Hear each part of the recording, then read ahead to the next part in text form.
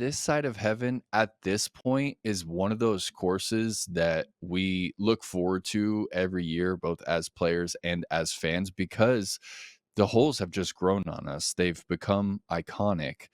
And over the years, Brian, the course hasn't changed that much until this year. This is the year where the most significant changes, both on the course, but more importantly, the flow this year, Brian. And I want to talk in depth with you about the flow. Brian, walk us through what has changed outside.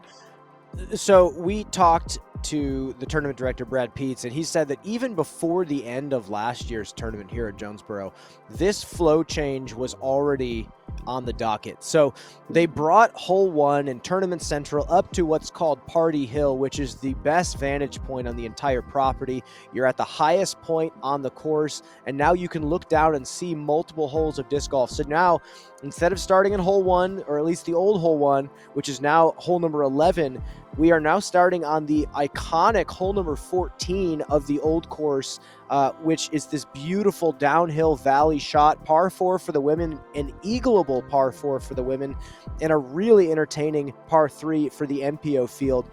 So I think personally that change in itself makes it a much more exciting track. The flow actually makes a little bit more sense than it did in the past.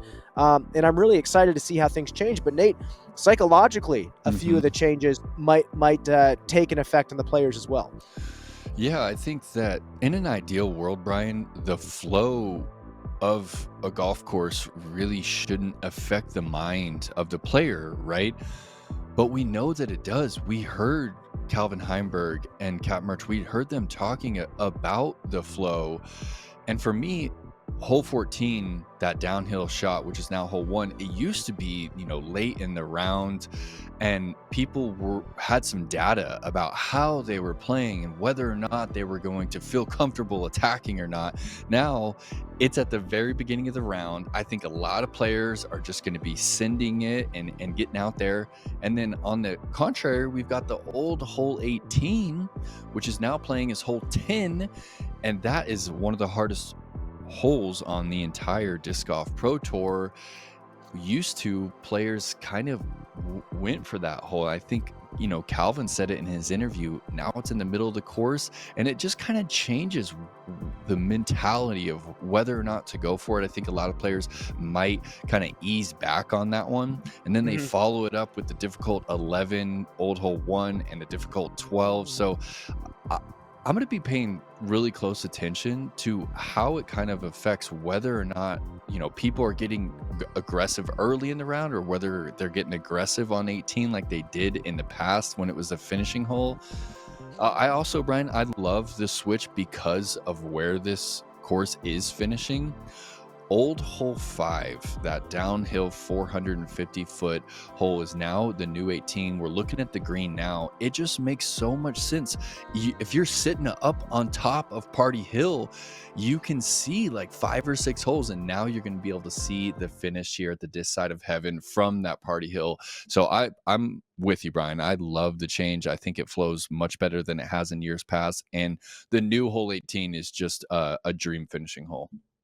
Yeah, and I think we'll be talking a lot more about this flow after we've seen the players kind of go through it for the first time, but there's some more changes to the actual course that we need to talk about. Hole number 2, which was originally hole number 15, that's a brand new hole now. That used to be one of the easier holes on tour, kind of a chip hyzer around the corner to a decently sloped green, but now it's 360 feet. It goes dead straight, and the basket is perched up behind this big mature tree on the right, and you don't have much room to flex the backhand because that tree on the right, and then also the tree line on the left side just gives you no space. So I was watching a lot of MPO players really blast some distance drivers trying to slide underneath this canopy.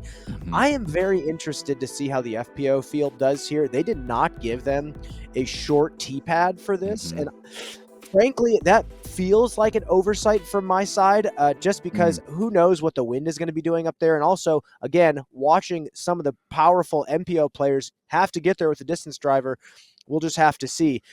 Moving on, hole number 9 now on this course. Originally, hole number 17, which was just a brutal par 4, is now turning into a par 3 to accommodate the new Tournament Central area.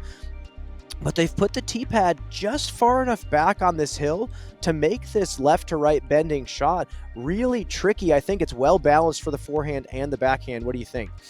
Yeah, so we're sitting at a spot where this is not quite a great drive from the old 17, both MPO and FPO, because you can't quite see the pin. One of those great drives, you could just see this green right here, but it puts it in a spot where the forehand might be the common play for a lot of players, but it's right in between that backhand turnover line, and they've made this left side of the fairway up by that left tree line OB. But of course, this green right here slopes severely from left to right. So the forehand will be running away. If you hit at the bottom of the hill, we've seen that where you can get that kind of anti-skip up to the pin. But if you hit by the pin, the forehand's just going to run away, Brian. So that's Mhm. where I think that the backhand turnover plays just a little bit better to kind of match the angle of that green and not run down to that tree line. Yeah, I think it's well balanced because the forehand can get the skip and at least get you some sort of opportunity. The backhand turnover is probably the better angle on that shot, but Mm-hmm. you have these gorgeous mature trees with some low hanging branches that are likely to block a backhand or at least lower the percentages of puring the line. So I'm interested to see how players attack that one as well.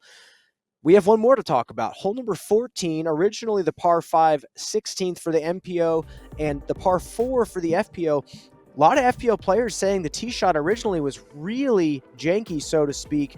You're throwing kind of a blind tee shot you see on the left side down to this really specific landing zone, and it's really difficult to have a shot coming in on hyzer and then land it softly on a blind slope.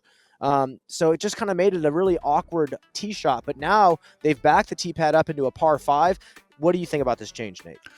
Yeah, I love this change. I always thought that old 16 was awkward for FPO because, like you said, they're throwing blind onto this downslope down to the water. They don't know if they rolled into the water. They needed a spotter there. They would go straight to the drop zone.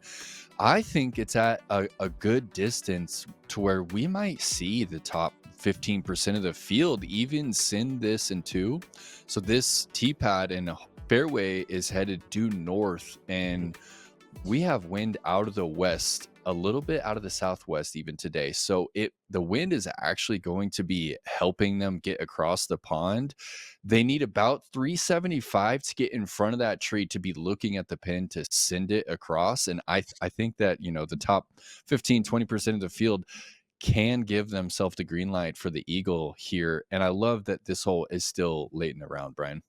Yeah, it's really tactical because then you throw your tee shot, you have a really tough decision to make. Do I want to get aggressive and throw something ridiculous over the creek? And there's a lot of different ways to do it. I've seen players even go left side of that giant tree that the players used to have to contend with. Hmm. Or you can throw a giant flex over the water. There's the hyzer. But then if you want to lay up down to the bottom of that little hill, it's one of the trickiest little shots that we have on the Disc Golf Pro Tour. So decision making is prime real estate on new hole number 14